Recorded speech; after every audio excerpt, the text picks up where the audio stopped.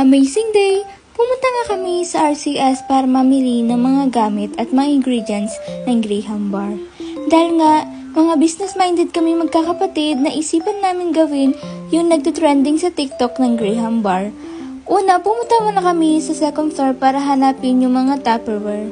Dahil naghahanap kami ng mga paglalagyan ng Graham Bar na ibebenta namin. Malaki nga ang hinahanap namin at kailangan malaki at sakto lang yung size ng crackers ng Graham. Ngunit naghanap pa kami dahil parang hindi magkasukat yung una naming napili. Kaya hanggang sa nakakita kami ng square pan size dahil same lang ito ng square ng hugis ng crackers. Dalawang malalaki na nga ang binili namin para marami kaming magawa. Pagkatapos niyan, pumunta na kami agad sa grocery para bilhin ang mga ingredients. Ang ingredients pala niya ay dalawang klase lang.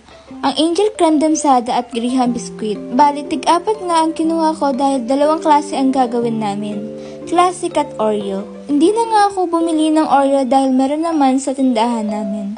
At 4 na biskwit lang naman ang kailangan namin. Nagbayad na nga ako sa cashier. Bali, 396 nga ang lahat ng nabili namin ingredients.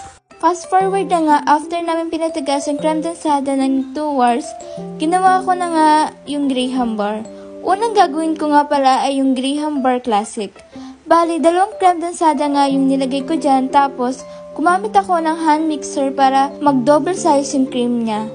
Minix ko lang siya ng 7 to 10 minutes.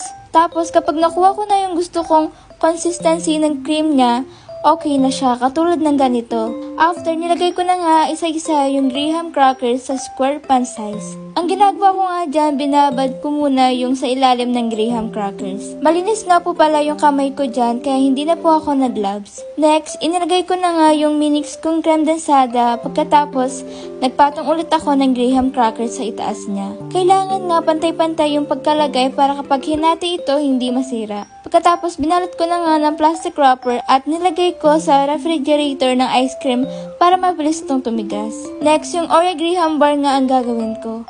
Halos magkapareho lang ito ng classic, pero ito naman mag-a-add lang tayo ng cream o crackers.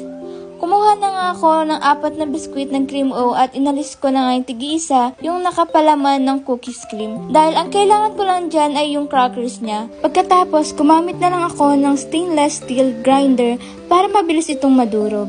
After, naglagay lang ako ng half ng cream o sa creme damsada at pinagmimix ko ito and nilagay ko na sa itaas ng Graham crackers. Yung natirang cream o, nilagay ko na lahat sa itaas and pinatungan ko ulit ng Graham crackers. After nga nitong na-ref ng ilang oras, hahatiin ko ito ng tig-2 size. Bali nga, sa isang square pan size, 17 pieces nga ang nagawa ko at pagkatapos, binalot ko na ito ng foil at binigyan ng sticker.